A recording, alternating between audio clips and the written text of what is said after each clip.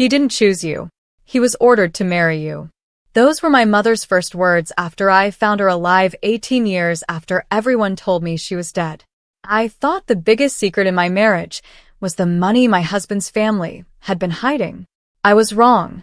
My stepdaughter had ordered me to become her maid. Someone was using my identity. A child had been erased from the family records. And now a voice that sounded exactly like my husband's was coming from outside the house. If you were me, would you trust Cashin or run? Watch until the end and tell me in the comments, who do you think is behind all of this? And if you love stories filled with family secrets, betrayal, unexpected twists, and hard-earned justice, subscribe and stay with me. The first thing my wealthy husband's daughter did after our wedding was take my house key away. She held out her hand. Give it to me, Elodie. I stared at her. Across the marble foyer stood Zinnia Vale, my 26-year-old stepdaughter, dressed in black trousers and a white shirt. Because you're not going to use it. That doesn't answer my question. Her gray eyes moved toward the staircase. My father is in Geneva. I need you to understand the rules before he comes home. Zinnia placed a folded navy uniform on the console table. You're going to be my personal maid for 30 days. For a moment, I thought I had misunderstood her. I was Elodie Romanova, 41, a former forensic accountant who had spent nearly 2 decades tracing financial fraud. I had married Cashin 11 days earlier. I had never wanted access to his wealth. I had not married him to become anyone's servant. Then I noticed Zinnia's left hand. Her fingers were trembling. Zinnia saw me looking and closed her hand into a fist. A spoiled heiress trying to humiliate her father's new wife would usually enjoy the moment. Zinnia looked like someone forcing herself through a plan she hated. I picked up the uniform. Suppose I refuse? You leave the estate tonight. And Cashin? I'll deal with my father. That bothered me most. She wasn't threatening to tell him. She was confident she could keep him from knowing. Beyond the windows stretched the Vale estate, 600 acres of vineyards and woodland. I looked back at Zinnia. 30 days. 30. And after that? I'll tell you why. Why not tell me now? Because I don't know if I can trust you. The words landed harder than the uniform. Instead of calling Cashin, I picked it up. Fine. For 30 days. Her shoulders dropped for 1 second. Good. She handed me the key. Keep it. You'll need it. That was when I knew the uniform wasn't the real punishment. It was an assignment. The next morning, I started working for my stepdaughter. At least, that was what everyone thought. Zinnia sat at the far end of the dining room while I arranged coffee, fruit, toast, and eggs. This is ridiculous, I said. You agreed. I didn't agree to memorize how many blueberries you eat. 7. Then she pushed a tablet toward me. Take this to the library. The library was on the 2nd floor. I found financial reports spread across a desk, several pages circled in red. They concerned the Vale Foundation, a charity Cashin had founded after his first wife, Evelyn, died. At first, the figures were ordinary. Then I noticed 3 transfers, each for more than $1 million. Each went to a company I'd never heard of, Northmere Strategic Holdings. The transfers had occurred on nights when Cashin had been overseas. I heard the library door close behind me. Zinnia stood there. You found them. You wanted me to. I wanted to see how long it would take. Who is Northmere? I don't know. You expect me to believe that? I expect you to investigate. You hired me as a maid, so I would investigate your father's foundation? She stepped closer. Everyone who officially works for my father has a reason to protect him. And you don't. I have a reason to protect myself. She glanced toward the door. Not here. That afternoon, she took me to the old boathouse and introduced me to Orson Pike, the head of security. He was 62, broad-shouldered, and silent. You're Elodie, he said. I know you, I replied. Zinnia handed him a sealed envelope. Any unusual activity? 3 access attempts last night. An old employee, Tomas Rell. I knew the name. He had worked as a gardener for 17 years. Why would he try to enter? He was dismissed yesterday. He said he forgot something, but wouldn't say what. We walked back toward the estate. I asked, why dismiss him? I didn't. Then who did? She stopped. I never told you that. What?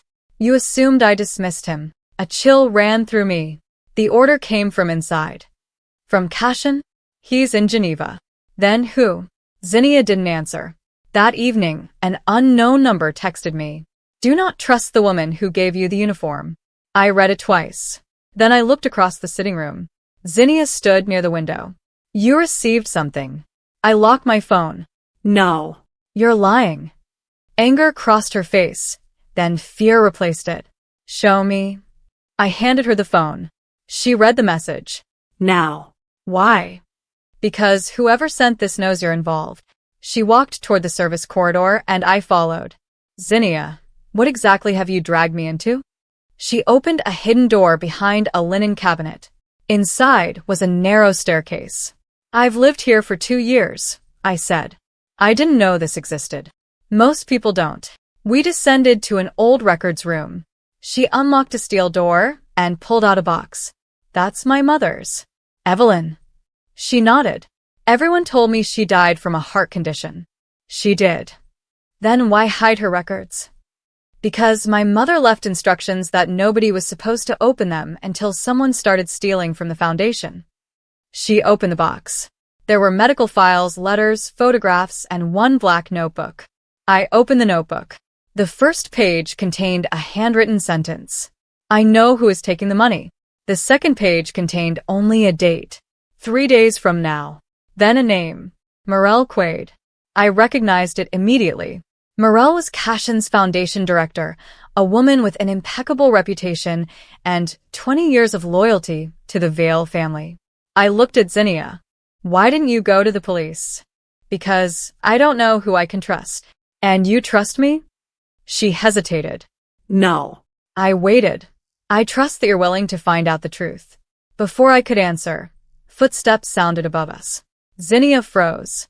Someone had entered the records room. The steel door handle began to turn. She grabbed my wrist and pulled me behind the shelves. The door opened.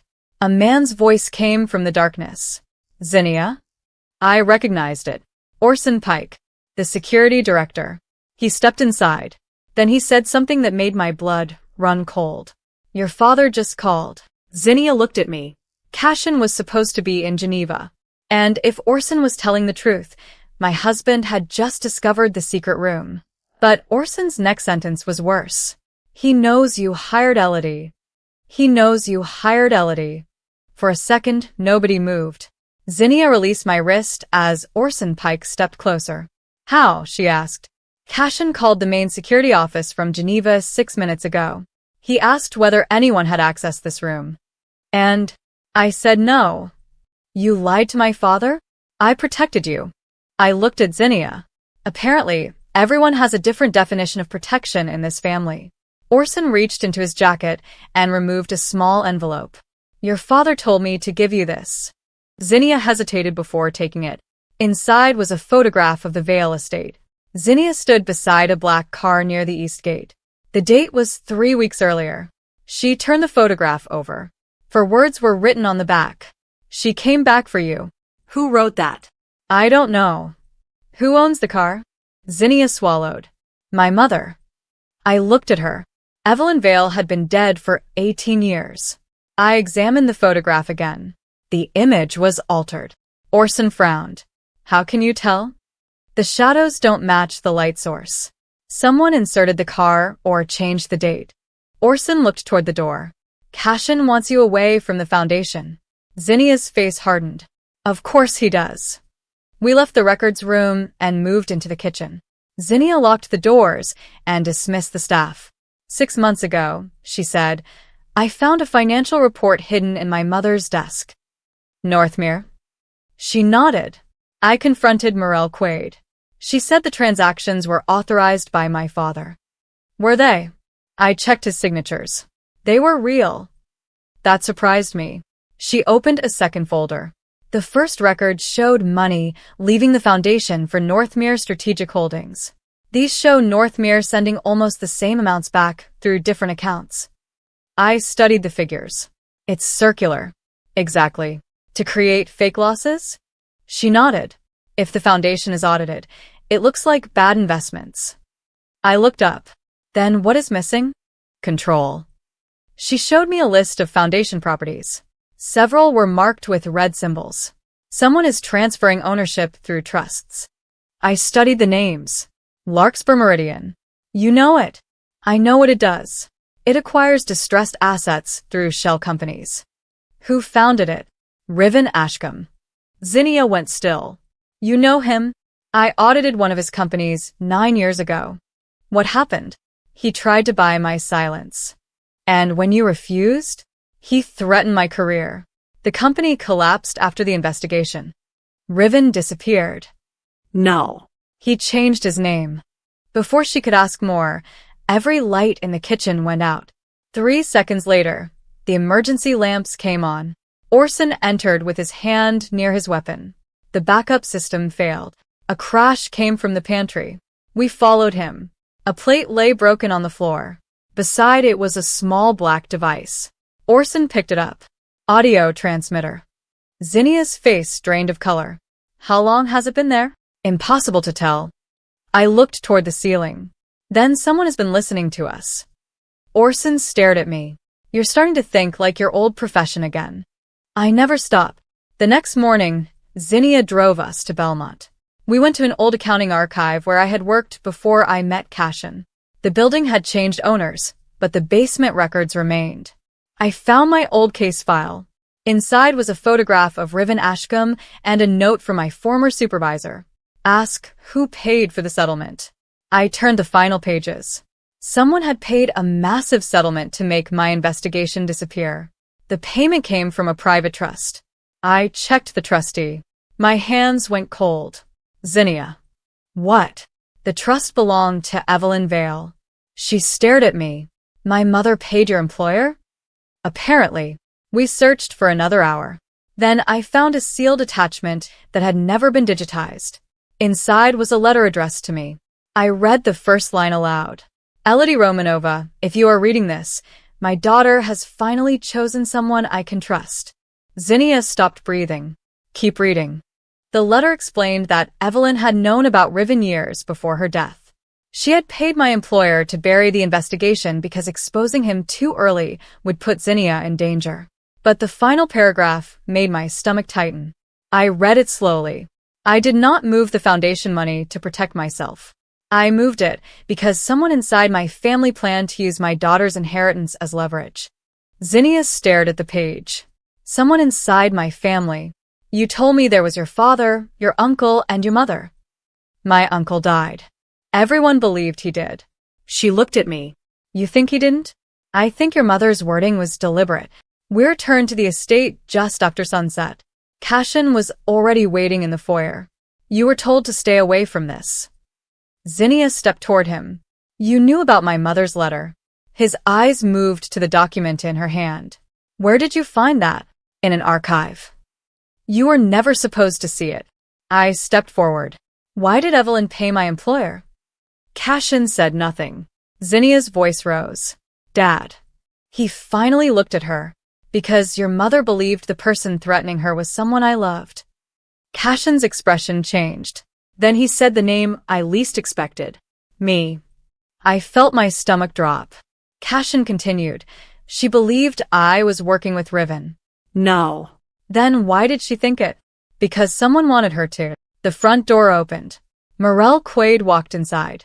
She carried a leather case and looked as though she had aged 10 years since I last saw her. You're too late, Cashin said. Morelle ignored him. She placed the case on the floor and opened it. Inside was a blood-stained scarf. Zinnia stepped closer. That belonged to my mother. Morelle nodded. Your mother gave it to me the night she died. I looked at the initials stitched into the edge. Evie. Why bring it now?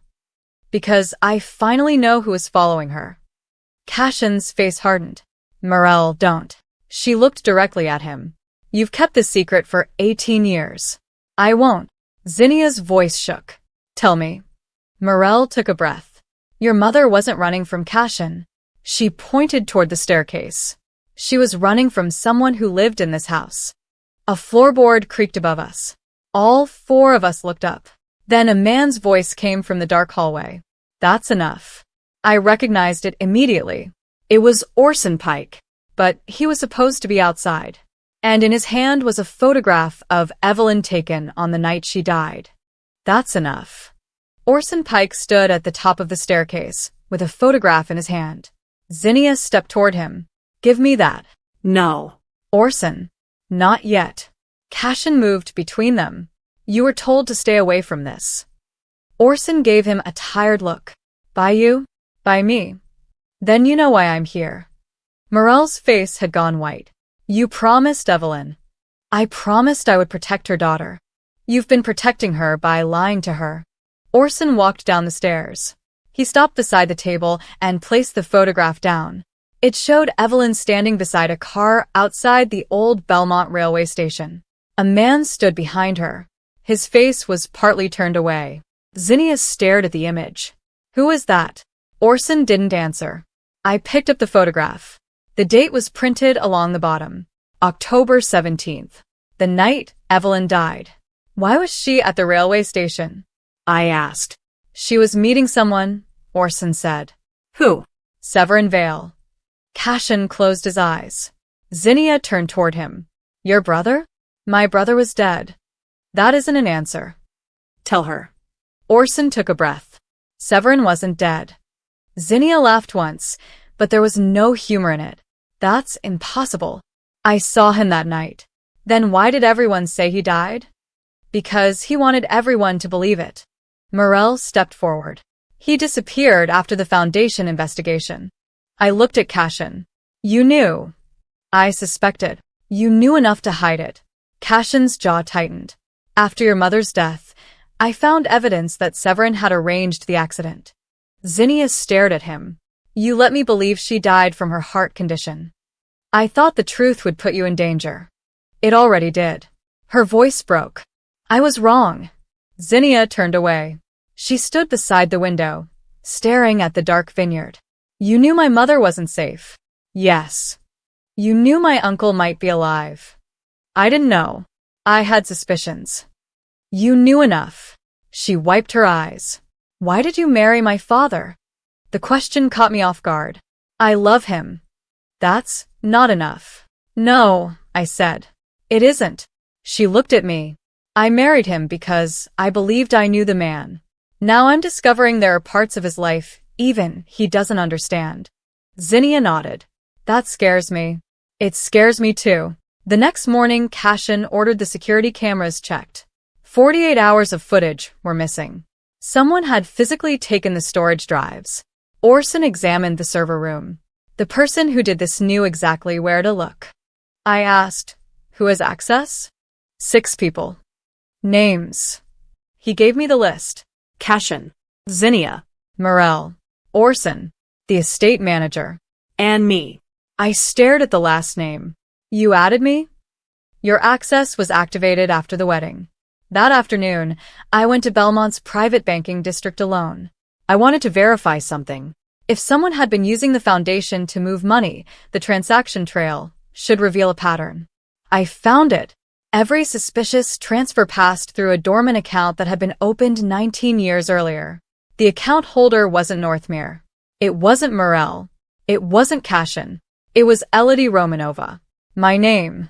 I stared at the screen. Someone had opened an account in my name before I met Cashin. Someone had been preparing my identity for years. I called Zinnia. Where are you? At the foundation. Don't leave. Why? I found something. 20 minutes later, she arrived. I showed her the account. Her expression changed. That can't be real. It is. Who opened it? Someone used my birth certificate number. Who had access? I looked at her. That's what I'm trying to find out. She sat beside me. Then she noticed the account's first transaction date. Her face went pale. What? She pointed. October 17th. The same night Evelyn died. I felt cold. The first payment was 18 years ago. Zinnia whispered. My mother paid someone. Maybe. Using your identity. She looked at me. Why would she? We returned to the estate. Cashin was waiting in the study. I placed the bank documents on his desk. Tell me why an account in my name received $1 million on the night Evelyn died. He looked at the page. For several seconds, he said nothing. Then he sat down. I've never seen that account. That's not what I asked. I swear to you. Zinnia entered behind me. Dad, what did Mom pay for? Cashin looked at both of us. I don't know. Then who does? Orson. The security director entered. Cashin handed him the document. Orson read it. His expression changed. You knew about it? Yes. Why? Because Evelyn opened it. Under my name? No. Then who did? Orson looked at Zinnia. Your mother did. Zinnia's face tightened. Why would she use Elodie's identity? Orson didn't answer. I noticed his attention had moved to my wedding ring. He stared at it. Where did you get that? I touched the ring. Cashin gave it to me. Where did he get it? From his family. Orson stepped backward. That ring belonged to Evelyn. Cashin stood. Orson's voice became quiet. I saw it on her hand the night she died. I looked at my ring. The inside had a tiny engraving I had never noticed. 3 letters. EVR. Zinnia came closer. Dad. Cashin didn't answer. I removed the ring. Inside was a hidden compartment. There was a folded strip of paper. My hands shook as I opened it. Only one sentence had been written. Elodie, if you are wearing this, then my husband has chosen you. And beneath it was another line. Do not trust Cashin until you find the child. I looked at Zinnia. She was crying. I'm his child. I shook my head. No. I pointed to the note. It says the child, not my child. Behind us, the study door locked itself. Then every phone in the room received the same message. The child is still alive. The message remained on every screen for 11 seconds. The child is still alive. Then every phone went black. Zinnia stared at me. What child? I looked at Cashin. Dad. He didn't answer. Orson moved toward the door and checked the lock. Nobody leaves this room. That sounds reassuring, I said. Considering someone just sent us a message through a locked system. Cashin finally spoke. She gave it to me the week before she died. Why? She said I would understand later. Apparently 18 years wasn't long enough. His eyes met mine. I didn't know the note existed. Zinnia stepped closer. Who is the child? Cashin looked at her. I don't know. She slapped the desk. You keep saying that. Because it's true. You're asking me to believe that your entire family kept a missing child secret for 18 years. Cashin looked at me. I am asking you to believe that I spent 18 years trying to find the person who took her. Morel whispered, Cashin. He continued. Your mother was investigating an adoption network. The room became silent. No one looked at anyone else. Several children were being moved between private clinics and wealthy families. The foundation was unknowingly funding some of the clinics. If the foundation was being used, why didn't you stop it? Because I didn't know the records were false until it was too late. And Evelyn found them? She found one child whose identity had been erased. Zinnia frowned. Why would my mother hide a child? Because someone wanted that child erased. I felt the room shift. Connected how? Cashin looked at the floor. I don't know. Then where's the record? Cashin shook his head. Gone. I looked at the ring. If the record was important enough for her to hide, she must have left another trail. We searched the study until 2 a.m. Behind a framed painting, we found an old key. It opened nothing in the estate. The number stamped into the metal was 27. The next morning, I took Zinnia to Belmont Central Station. Locker 27 was in a forgotten corridor beneath the main platform. Maybe this is another trap, Zinnia said. I'll make sure you do it somewhere with good security. She almost smiled. The key turned. For a moment, neither of us moved. The locker had not been opened in years. Inside was a small suitcase. No money. No jewelry. Only a child's red sweater, a hospital bracelet, and a cassette tape. The bracelet carried a name. Leora Vale. Zinnia stared at it. Vale. I examined the date. The child had been born 20 years ago, 1 year before Evelyn's death. The hospital was Belmont Children's Medical Center. Maybe Leora was adopted by another Vale relative, Zinnia said. I picked up the tape. There was no recorder.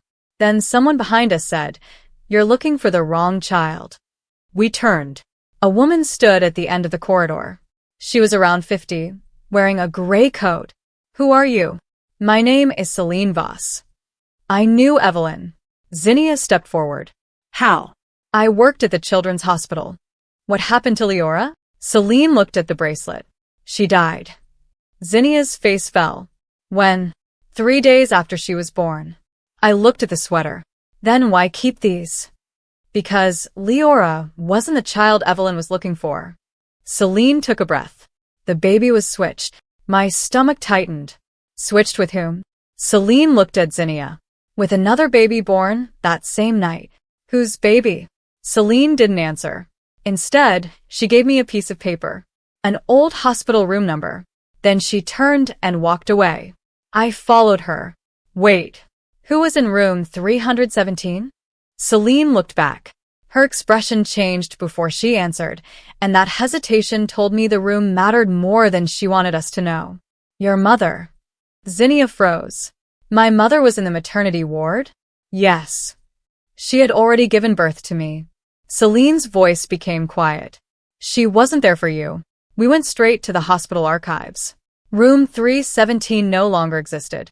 The wing had been renovated twice, but old admission records were stored downstairs. We found Evelyn's file. Her name had been crossed out. Underneath it was another patient's name, Elodie Romanova. I stopped breathing. Zinnia looked at me. "No." I stared at the page. My name. The date was 18 years before I had ever met Cashin. Someone had placed me in Evelyn's hospital record before my identity was supposedly created. I felt sick. "I was here," Zinnia whispered. "You were the child." "No." But the evidence was there. My birth certificate said I had been born in a private clinic in another country. The hospital records said I had been admitted in Belmont. Someone had rewritten my entire identity. Then we found the final page. A nurse had written a note. "Child transferred to private custody at 3:15 a.m. Authorized by E. Vale." I looked at Zinnia. She gave me away. "No," Zinnia said. "Maybe she was saving you." Before I could respond, the archive lights went out. A door slammed somewhere below us. We heard footsteps. Someone was running through the basement. Zinnia grabbed my arm. "Stay here." "No." We followed the sound. The footsteps became faster, then stopped abruptly behind a metal door. A man emerged from a service corridor and ran toward the emergency exit. I recognized him. Tomas Rell, the gardener. "Stop." He kept running. Zinnia and I chased him into the parking garage. Orson appeared from the opposite side and blocked the door. "It's over." Tomas looked at me. "No, Elodie." He pulled out a small envelope. "It's just beginning." He threw it at me and drove away before Orson could reach the vehicle. Inside the envelope was a photograph. The edges were worn, as if someone had carried it for years. The photograph showed Evelyn holding a newborn baby. Beside her stood Cashin. And beside Cashin stood a much younger version of me. I stared at the photograph. The date was printed on the back. 18 years ago. Zinnia looked from the photograph to me. "That's impossible." My hands were shaking so badly that I nearly dropped the photograph. I had no memory of that room, that night, or that woman. I couldn't speak, because the woman holding the baby wasn't Evelyn. It was my mother, and the man standing beside her was not Cashin. It was Severin Vale. The photograph stayed between us, impossible to explain. "That isn't my mother," Zinnia whispered. "No." She pointed at the woman. "Then who is she?" I looked at the photograph again. The woman had my eyes, the same narrow jaw, the same small scar beside her left eyebrow. "She's my mother." Zinnia looked at me. "You never knew her?" I knew her name. Nadia Romanova. "She died when I was 11. "That's what you were told." "Yes." Orson took the photograph from my hand. "Where did you get this?" "Tomas." He studied the back. "Where is he?" "Gone." Orson's face tightened. "He has worked for this family for 17 years. Then he knows more than he told us. Zinnia took the photograph back. Why is my uncle here? Nobody answered. We returned to the Vale estate before sunrise. Cashin was waiting in the study. He looked at the photograph and sat down. I knew this day would come. I stared at him. You knew? I knew your mother. My chest tightened. You knew Nadia? Yes.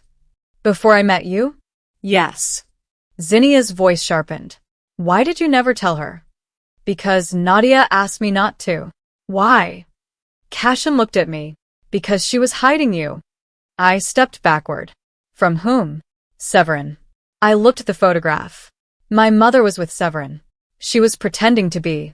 Cashin explained that 18 years ago, Nadia had worked as a medical records clerk at Belmont Children's Medical Center. She discovered newborn identities were being altered before babies were transferred to private facilities. Evelyn discovered the same network. The two women began working together. Then why was I involved? I asked. Cashin hesitated. Because your birth records were changed. Changed to what? To make you disappear. Zinnia looked confused. Why would anyone want Elodie to disappear? Because Elodie was the only witness who could have exposed the network. I laughed bitterly. I was a baby. You were the evidence. That sentence stopped me. Cashin explained that my biological father had been a doctor involved in the illegal transfers.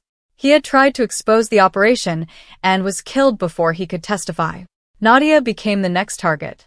She took me and ran. But Evelyn helped her create a false identity. That means my entire childhood was a lie. Not all of it. Which parts were real? Your mother loved you. I looked away. I didn't want comfort. I wanted facts. Where is she buried? Cashin's expression changed. She isn't. I turned. What? Nadia disappeared 18 years ago. Zinnia stepped closer. You told Elodie her mother died. I was trying to protect her. Again? Cashin closed his eyes. Again. I left the room. I couldn't breathe. Zinnia followed me to the vineyard. I don't know what to believe. Neither do I. But I believe you. I looked at her. Why? Because if you were part of this, you wouldn't search for answers. She took my hand. You spent 30 days pretending to be my maid because you thought I was dangerous. I almost smiled. You were. I was scared. I know. And now I'm scared again. She looked at me. But I'm not letting you face this alone. I felt less alone. Then my phone rang. Unknown number. I answered. A woman's voice said, Elodie. I froze. I knew that voice. I had heard it only once. In an old recording from my childhood. Mom. The line went silent. Then she said, Don't trust Cashin. The call ended. Zinnia stared at me. Was that her? I think so. 5 minutes later, we drove toward the coast. The number had been traced to a public phone outside a small chapel. We arrived to find no one. Only an envelope taped beneath the bench. Inside was a train ticket. Belmont to St. Ara. Departure. 11:40 p.m. On the back was written, Come alone. Zinnia shook her head. No. She wants me to go alone. Exactly. That's why you're not going. I have to. No, you don't. She took my hand. You spent 30 days pretending to be my maid because you thought I was dangerous. I almost smiled. You were. I was scared. I know.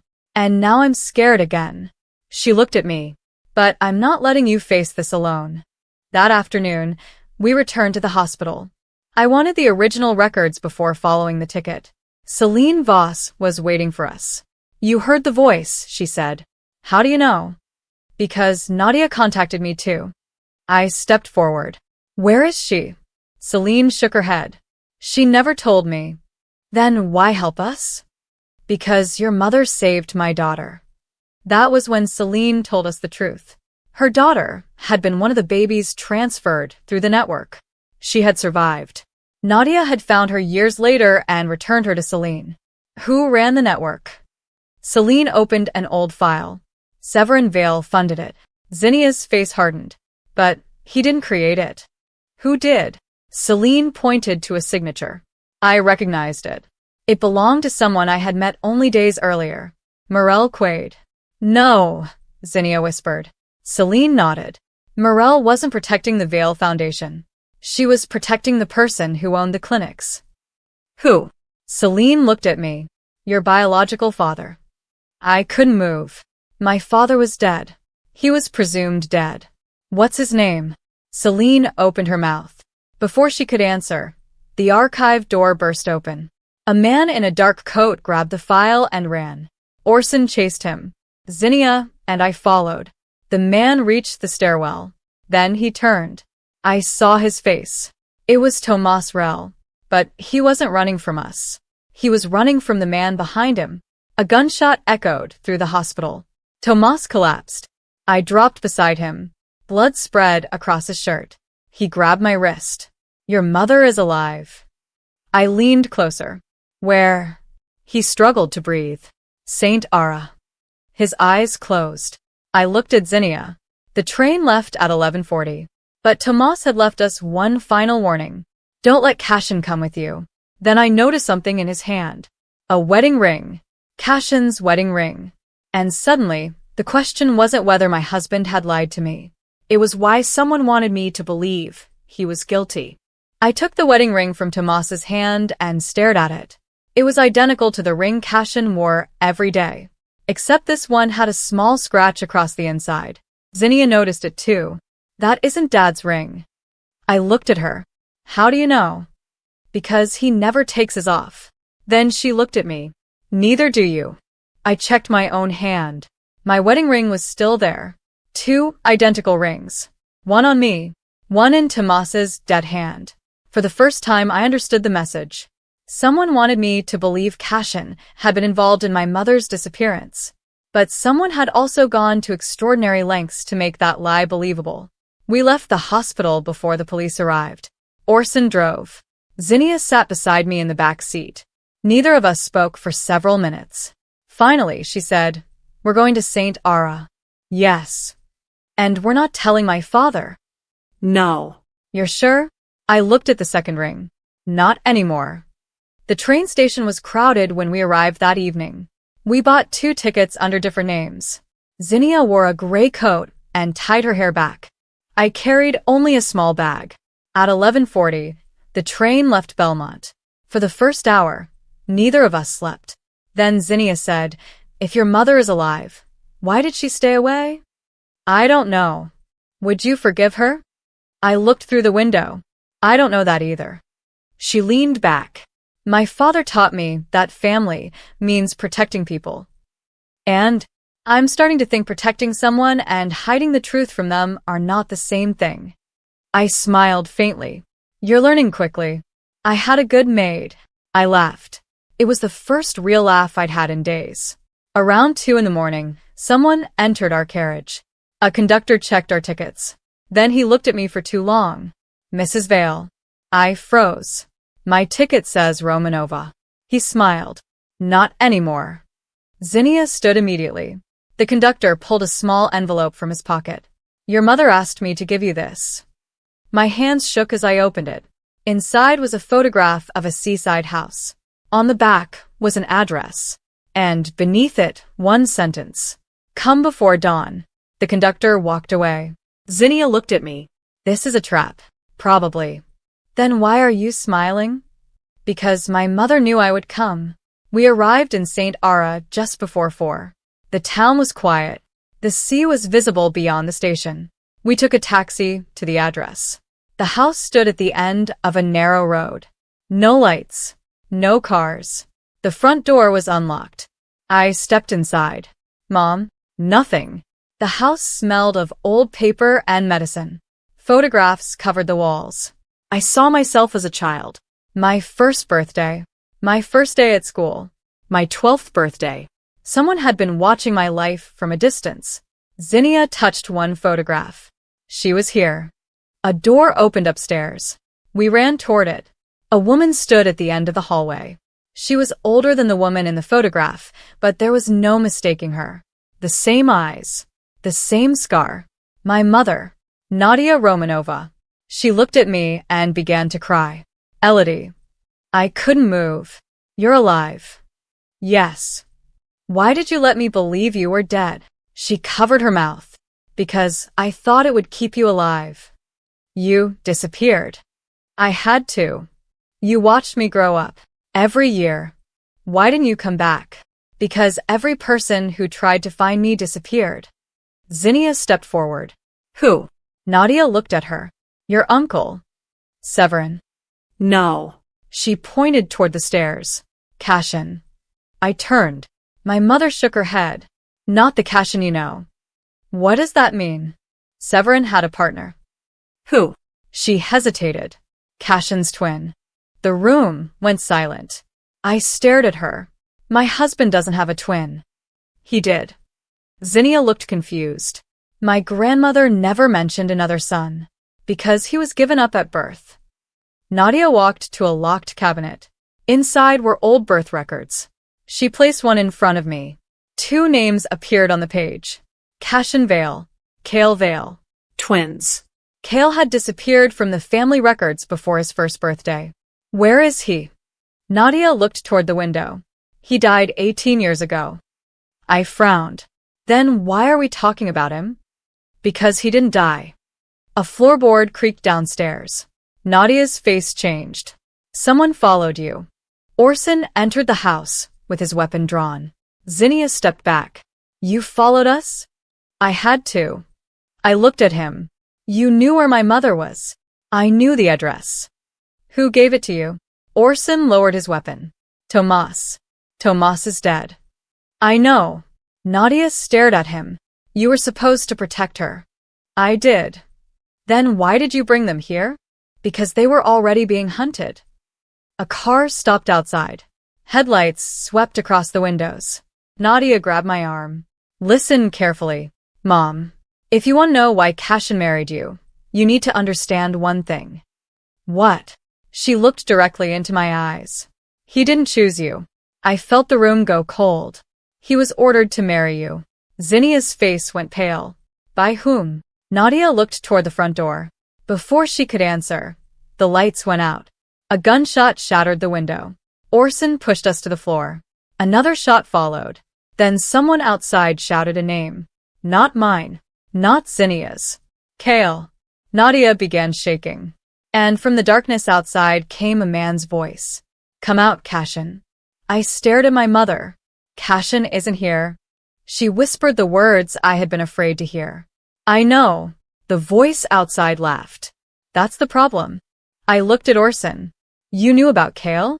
He didn't answer. Orson. I knew there was another Vale. That isn't enough. I was ordered never to speak his name. By Cashin? No. Then by whom? Orson looked at Nadia. She answered for him. By Evelyn. That made no sense. My mother worked with Evelyn. Yes. Then why would Evelyn hide Cale? Because Cale was not the danger. Nadia's voice dropped. The danger was the person who learned how to use him. I remembered the financial records, the forged signatures, the false identity, the second ring, and the message telling me the child was alive. Suddenly they no longer felt like separate clues.